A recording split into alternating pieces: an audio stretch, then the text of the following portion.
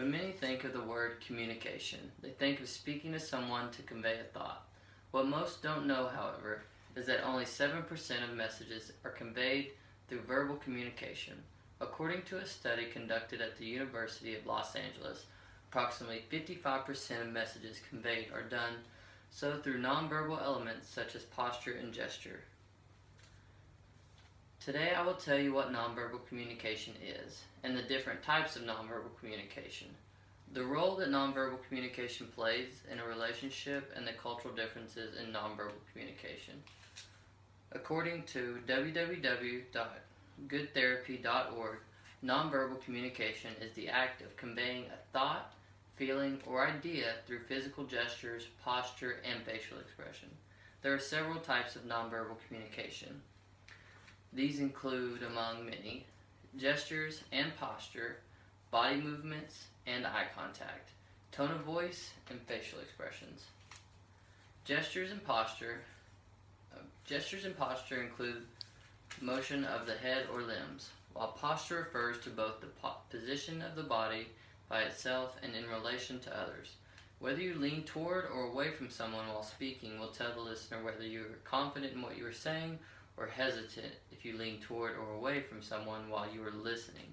It will tell the speaker you are either interested or not, or believe or don't believe what they have to say. Body movement and eye contact.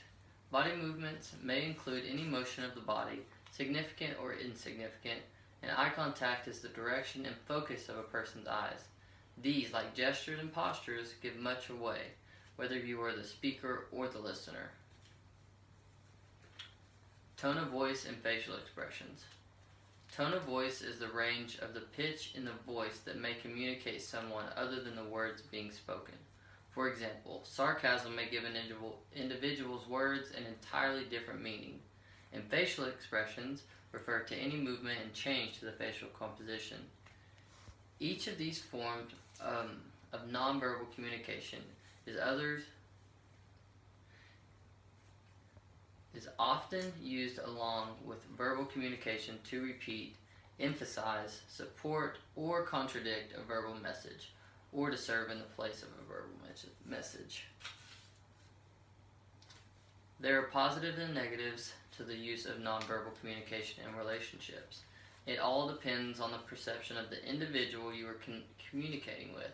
Nonverbal communication is not just something we do to show how we are feeling, but we also depend on our interpretations of it when we interact with each other, according to April Sanders, author of the How Does Nonverbal Communication Affect Relationships? One negative factor is nonverbal communication is that it can create conflicts. For example, if you share a secret with a friend and he or she frowns or makes a face at you, you might interpret that as disapproval, even though it could be a face of confusion or concentration. If you cross your arms while talking, it may convey anger or disagreement when you really, I'm just cold. Nonverbal communication can cause discomfort, especially in the terms of sarcasm. It can be difficult to tell whether someone is being serious or in jest. It can make the listener feel like you are either being too stern or making fun of them. On the flip side, however, nonverbal can increase closeness and understanding. It can serve to reassure the individual you are communicating with. A smile or a touch can soften the blow of the delivery of bad news. The level of your voice can also make someone more comfortable when spoken softly. And when spoken loudly, you can provide a accentuation of the message. Finally, nonverbal communication is perceived also depends highly on the central meaning they have, as they can vary depending on location. According to the Vermont Department of Health, hand and gestures, touch and eye contact are few of the aspects of nonverbal communication that may vary significantly depending upon cultural background. Gestures are perceived differently by the different ethnicities. In different locations, for instance, there are several gestures commonly used in the United States. They may have a different meaning to those from other cultures. One common example is the use of a finger or hand to indicate, "Come forward," or "Come here, please." However, the gesture is also used to call on dogs in some cultures and could obviously be very offensive to some. Additionally, some cultures use the entire hand to point at something, and the use of one finger to do so also be offensive. Touch is another form of nonverbal communication that can cause an individual to be offended. In the United States, patting on the head of a child shows affection or friendliness, while doing so in other cultures is considered inappropriate, as the head is believed to be a sacred part of the body.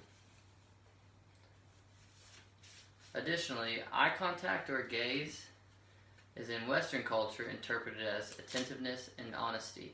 Many places, importance on eye contact for communication. However, in other cultures, it can be perceived as disrespectful or rude.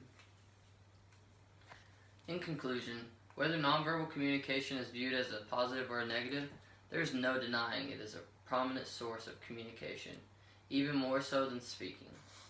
It is important that the communicator consider all of the previous information when attempting to communicate, as it can be perceived in a variety of ways.